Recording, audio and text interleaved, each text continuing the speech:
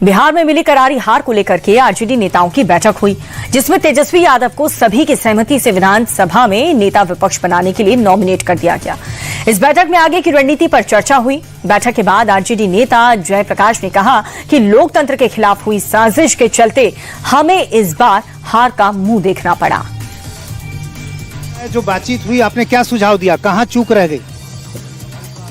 सबसे पहले तो राष्ट्रीय अध्यक्ष आदरणीय लालू प्रसाद यादव जी ने माननीय तेजस्वी प्रसाद यादव जी को आशीर्वाद दिया और उन्होंने कहा कि यह बेहतर ढंग से पार्टी को भी चला रहा है, संगठन भी कर रहा है, मेहनत भी कर रहा है, वोट बेस भी बढ़ा रहा है और यही वर्तमान और भविष्य जो है कि नेता हैं पार्टी के।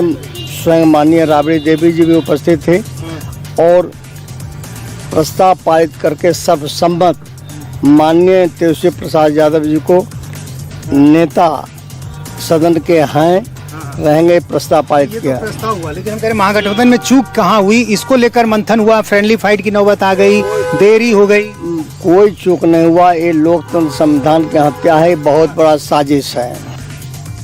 आरजेडी के सभी नेता एक सुर में हार का ठीकरा चुनाव आयोग पर फोड़ रहे हैं। उनका कहना है कि इस बार धरातल पर जो भी हालात थे, नतीजा उससे बिल्कुल भी अलग आया। बीजेपी को चुनाव आयोग ने 90% स्ट्राइक रेट तक पहुंचा दिया और फिर ऐसा रिजल्ट दिया जिसे ना तो नेता हजम कर पा रहे हैं और ना ही जनता हजम कर पा रही है।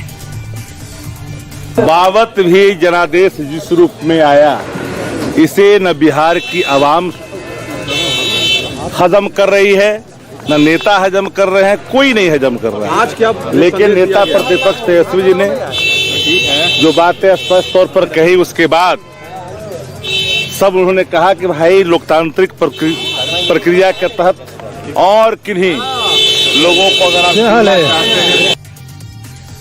आरजेडी के इन्हीं आरोपों पर बीजेपी का भी रिएक्शन सामने आया है। बिहार बीजेपी के नेता सुमित शशांक ने कहा कि लालू फैमिली के जंगल राज से वाकिफ जनता ने उन्हें नकारा है। तेजस्वी यादव इतने सालों में भी बिहार के लोगों से जुड़ने में नाकाम रहे।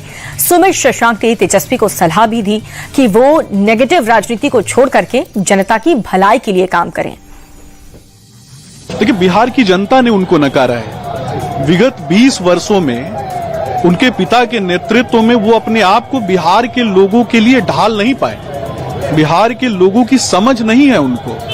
जब जमीन पे नहीं उतरेंगे, लोगों से बात नहीं करेंगे, महिलाओं के बारे में अमर्यादित टीका टिप्पणी उनके पिताजी करते हैं, जब वो रोकेंगे नहीं तो मुझे लगता है कि बिहार की युवा, बिहार की माताएं बहनें, फर्स्ट टाइम वोटर्स जो युवा पीढ़ी है, उसने उनको स्पष्ट रूप से नकार दिया। एक तरफ आरजेडी के खेमे में हार की समीक्षा चल रही है तो वहीं दूसरी तरफ आज नीतीश कैबिनेट की आखिरी बैठक हुई। इसमें मौजूदा विधानसभा को 19 तारीखों पर भंग करने की सहमति बनी है। इस पर विजय चौधरी ने कहा कि हम जल्द ही सरकार की रूपरेखा सामने रखेंगे। गठबंधन में किसी भी तरह की कोई टेंशन नहीं है। मंत्रिपरिषद बैठक हुई। परिषद में यह निर्णय हुआ कि जो वर्तमान विधानसभा है वह 19 तारीख के प्रभाव से वर्तमान विधानसभा को विघटित करने की अनुशंसा कैबिनेट ने की है, जो मुख्यमंत्री जी के माध्यम से मुख्यमंत्री जी के द्वारा अभी महामहिम को दे दिया गया है कि 19 तारीख के प्रभाव से वर्तमान विधानसभा का विघटन किया जाए। सीएम नीतीश और उनकी टीम नई सरकार के गठन को लेकर के तैयारियां कर रही हैं, लेकिन कांग्रेस नेता राशिद अलवी का कहना है कि जल्द ही नीतीश आरजेडी के खेमे में वापस आने वाले हैं। उन्होंने कहा कि भले ही बीजेपी अभी नीतीश को सीएम बना दे, तब भी उन्हें 5 साल का कार्यकाल पूरा करने नहीं दिया जाएगा। नीतीश कुमार को अगर आज मुख्यमंत्री बना भी देंगे तो बीजेपी उन्हें 5 साल पूरे नहीं करने देगी, और इसलिए करने नहीं देगी कि नीतीश कुमार जी को अगर वो एनडीए से बाहर भी कर दे तो उन्हें 2-4 एमएलए की जरूरत है। महाराष्ट्र में अगर वो पूरी पार्टी तोड़ सकते हैं तो 2-4 एमएलए को तोड़ना तो बच्चों का खेल है उनके लिए। इसलिए नीतीश कुमार से को मेरी एडवाइस है, आप बीजेपी के मुकाबले में बेहतर आदमी हैं, आपको चाहिए आपके पास 85 सीटें हैं, 35 सीटें लालू यादव के साथ हैं।